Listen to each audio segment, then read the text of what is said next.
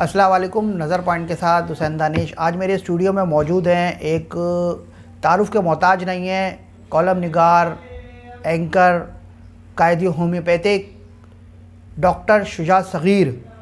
ان سے بڑی اہم گفتگو کی جا رہی ہے کہ ملک کی صورتحال پر ان کے پیغامات، ان کے تاثرات ہم نظر پوائنٹ پر آپ کو سناتے ہیں کہ ان کا کیا کہنا ہے کہ اس وقت جو ہے ملک جو ہے کس جو ہے موڑ پر جو ہے کھڑا ہوا ہے.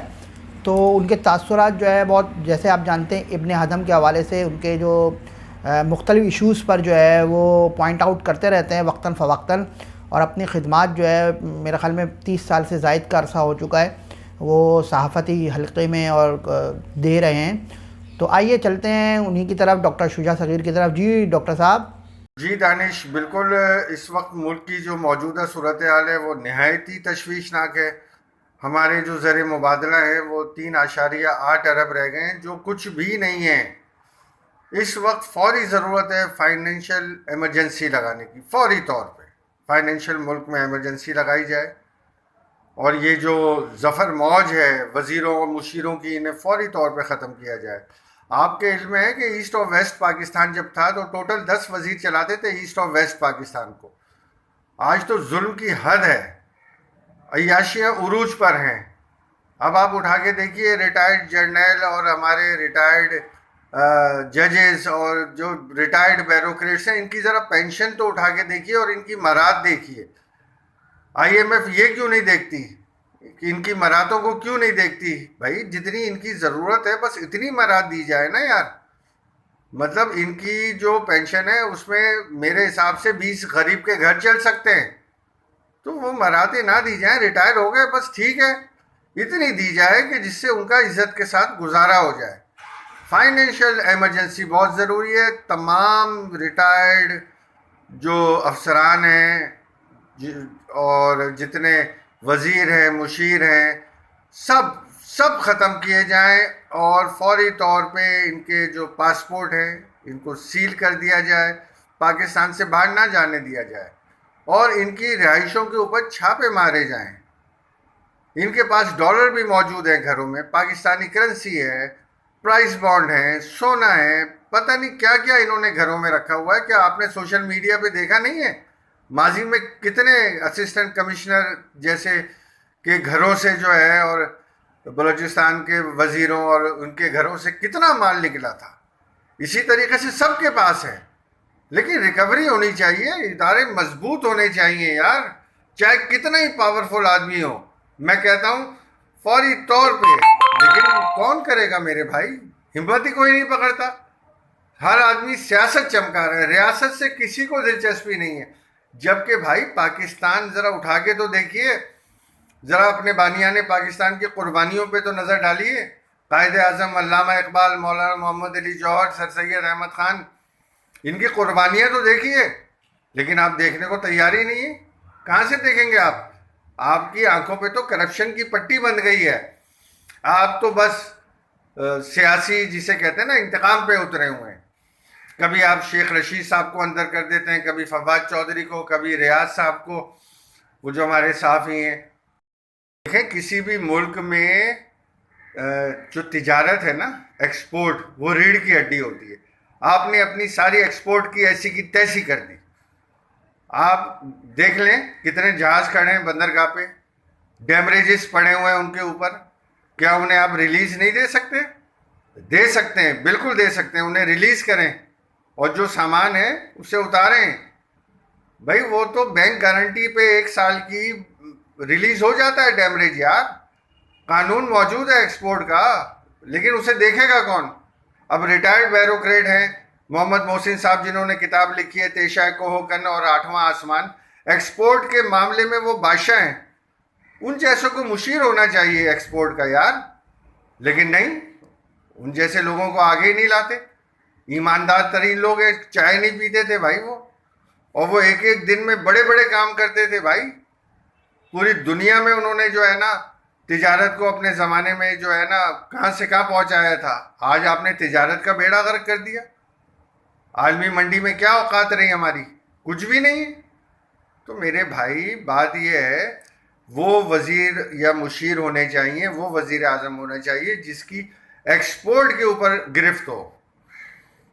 اب لوگوں کو نہیں پتا، میں ایک نام بتاتا ہوں، ہمایوں اختر صاحب نہایت ہی ایماندار آدمی ہیں، خواہ ان کا کسی بھی پارٹی سے تعلق ہو، ایکسپورٹ میں وہ وزیر رہے اور ان کی بڑی نظریں ہیں ایکسپورٹ کے حوالے سے، نہایت ہی پڑھے لکھے اور قابل آدمی ہیں۔ انہیں کوئی نہیں وزیر اعظم بنانے کی تجویز دیتا، میں دیتا ہوں، میں کہتا ہوں بنائیے ہمایوں اختر صاحب کو وزیر اعظم، کیئر ٹیکر ہی بنا کے دیکھ لیجئے، پھر آپ دیکھیے۔ لیکن آپ تو بس اسی چکر میں ہیں کہ جی وہ میں بلاول کو وزیر اعظم بناؤں گا، وہ کہتے ہیں میں مریم کو بناؤں گا۔ ارے بھائی یہ پاکستان کسی کے والدین نے جہیز میں نہیں دیا تھا، یہاں موروثیت نہیں چلنی، یہ موروثی پاکستان نہیں ہے، یہ قربانی سے بنا ہوا پاکستان ہے جو 27ویں شب کو بنا تھا، اور اسے دنیا کی کوئی طاقت نقشے سے مٹا نہیں سکتی، یہ دانش میاں ذہن میں رکھیے گا۔ دانش بات یہ ہے کہ آئین کی شق 61-62 جو ہے نا اس پہ کون پورا اترتا ہے یہ دیکھیے۔ میں تو کہتا ہوں کوئی بھی ہو نا، میں تو نہ عمران خان کی بات کر رہا ہوں، نہ شہباز شریف صاحب کی، نہ نواز شریف صاحب کی، نہ زرداری صاحب کی، جو پورا اترتا ہے وہ الیکشن میں حصہ لے، بس جو پورا نہیں اترتا الیکشن کمیشن اسے منع کر دے، مسترد کر دے کہ بھائی آپ کے خلاف چارج ہے، آپ الیکشن نہیں لڑ سکتے، بلکہ آپ کے خاندان کا بھی نہیں لڑ سکتا۔ یار سختی آنی چاہیے نا، دیکھیں سختی نہیں ہوگی پاکستان ڈی مورلائز ہوتا رہے گا، اور ایک وقت ایسا آئے گا غلام در غلام ہماری نسلیں 75 سالوں سے جو غلامی کی آئی ایم ایف کی زنجیروں میں جکڑی ہوئی ہیں نا، یہ پری پلان طریقے سے، کیونکہ یہ جو لوگ حکومت میں آتے ہیں یہ سارے کے سارے بیک ڈور سے آئی ایم ایف کا ڈکٹیشن لے رہے ہوتے ہیں۔ آئی ایم ایف کا کام کیا ہے؟ آپ جیسے ترقی پذیر ممالک کو پہ تسلط قائم رکھنا پاور کے ساتھ، تو وہ رکھتے ہیں۔ تو بات یہ ہے کہ آپ آواز نہیں اٹھا سکتے، طاقتور جو طاقتیں ان کے خلاف آپ آواز بھی نہیں اٹھا سکتے۔ تو میرے بھائی بات یہ ہے کہ جو آپ خود کر سکتے ہیں وہ تو کریں کم سے کم۔ ہماری اسٹیبلشمنٹ بڑی مضبوط اسٹیبلشمنٹ ہے، کوئی مذاق نہیں ہے، ہماری فوج ایک بڑی مضبوط قوم ہے الحمدللہ۔ ہماری فوج اب آپ دیکھیں نا، کہتے رہتے ہیں فوج کو گالیاں دیتے رہتے ہیں یہ جاہل سیاستدان۔ او بھائی تم جو یہ آرام سے اپنے اے سی کے کمروں میں سو رہے ہو نا، یہ انہی کی بدولت سو رہے ہو، راتوں کو وہی جاگ رہے ہوتے ہیں، قربانی بھی وہی دیتے ہیں، دہشت گردی کی نظر بھی وہی ہوتے ہیں، شہید بھی وہی ہوتے ہیں۔ آپ میں سے کوئی شہید ہوا؟ کوئی نہیں ہوا، نہ ہو سکتا ہے۔ یا تو بغاوت کی ہوگی آپ نے تو پھانسی چڑھے ہوں گے، یا آپ نے ظلم کیے ہوں گے تو اس کی سزا اللہ نے دی ہوگی۔ ادروائز تو میرے بھائی یہاں تو طاقتور پر تو کوئی قانون ہے ہی نہیں نا، قانون تو سارا غریبوں کے لیے۔ ارے بھائی فیصلے جو ہے نا وہ پڑے رہتے ہیں پائپ لائن کے اندر، سالوں پڑے رہتے ہیں۔ ارے بھائی دین اینڈ دیر ابھی میں خبر پڑھ رہا تھا ایک ہی خاندان کے جو سندھ اسمبلی کے پتہ نہیں کون ہے، ایک ہی خاندان کے 5 آدمی ہیں 20 گریڈ میں۔ تو عدالت فوری طور پہ نوٹس لینا اس بات کا، کون ہے وہ 20 لوگ، کس نے لگایا ہے انہیں، کیسے لگایا گیا، کس قانون کے تحت لگایا گیا۔ ارے ہمارے اردو بولنے والے کو تو نائب قاصد کی آپ نوکری نہیں دے رہے یار، جبکہ کراچی پہ ہاں دانش بات یہ ہے، آپ نے اے پی سی بلائی، کون آئے گا آپ کی اے پی سی میں؟ آپ کر کے آ رہے ہیں مجھے بتائیے؟ سیاسی دشمنیاں جب آپ نکالیں گے تو کون سی جماعت اے پی سی میں آئے گی بھائی؟ کوئی بھی نہیں آئے گی۔ اب یہ اے پی سی وے پی سی کا وقت ختم ہو گیا میرے بھائی، اب تو کچھ کرنے کا وقت ہے۔ بلکہ مجھے تو چاہیے، میں تو یہ کہوں وزیر اعظم صاحب خود استعفیٰ پیش کریں کہ بھائی مجھ سے نہیں چل رہا ملک، اب میرے بس کا نہیں رہا، دے دیں استعفیٰ اور نئے الیکشن کی ڈیٹ دیں، بس جنرل الیکشن کرائیں، جو جیتے وہ آگے آئے، لیکن احتساب کے بغیر نہیں، احتساب سب کا ہونا چاہیے، چاہے وہ کوئی پارٹی میں ہو، چاہے وہ کتنا ہی بڑا طاقتور ہو۔ جب تک طاقتور لوگوں کے ساتھ جنہوں نے لوٹ مار کی ہے انصاف نہیں ہوگا میرے بھائی، ملک ترقی نہیں کرے گا جب تک انصاف کا بول بالا نہیں ہوگا. انصاف کا بول بالا ہونا چاہیے. یہ جو غریب کے نصیب میں آپ نے صرف قطاریں لکھ دی ہیں یار. وہ بڈھے بڈھے پینشن لینے آتے ہیں, انہیں آپ نے کارڈ دے دیا ہے, صبح ہی آگے وہ نیشنل بینک کی لائن میں لگے ہوئے ہوتے ہیں. یار ایسا نہیں کرو بھائی. میں نے پہلے بھی تجویز دی تھی اسمبلی میں کہ جی سینئر سٹیزنز کے لیے الگ جو ہے نا کاؤنٹر ہونے چاہیے ہر بینک میں, خواتین کے لیے الگ کاؤنٹر ہونے چاہیے ہر بینک میں. ہر جگہ جو ریٹائرڈ لوگ ہیں ان کا سسٹم بھی بالکل الگ ہونا چاہیے.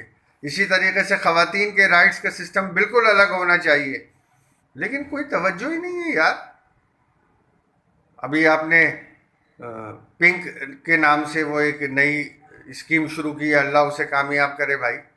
خواتین اس میں سفر کریں آرام کے ساتھ, اچھی چیز ہے, ہونی چاہیے. میں تو کہتا ہوں اچھے عمل کوئی بھی ہوں گے اس کی تعریف ہوگی. اب دیکھیں آپ بلدیات میں, آپ دیکھیں الیکشن ہو چکے ہیں, ابھی تک میئر اور نائب وہ جو ہے نا میئر کے اور ڈپٹی میئر کے جو ہے نا وہ سلیکشن نہیں ہو سکی. آپ کسی ایک نقطے پہ تو آئیں. یہ جتنے ترقیاتی کام ہیں یہ بلدیہ کے کرنے کے ہیں. پتہ ہے آپ کو جو M N A M P S کو فنڈ دیے جاتے ہیں, جو وہ کھا جاتے ہیں اس میں سے آدھے, وہ کیسے کھا جاتے ہیں؟ وہ اسی طرح تو کھاتے ہیں. ان کے نام کیوں آتے ہیں M N A M P A کے فنڈ بھائی؟ یہ بلدیات کا کام ہوتا ہے, وہ کرے گی, اس کی ذمہ داری ہے, آپ کی ہماری تھوڑی ہے. اب جو آپ نے کرپشن کیا ہے اس کے اندر, الیکشن کے اندر جو آپ نے جال سازی کی ہے, سب کو پتہ ہے, پیپلز پارٹی نے کی ہے. لیکن نہیں, اب آپ نے کہا جی میئر ہم لگائیں گے. ارے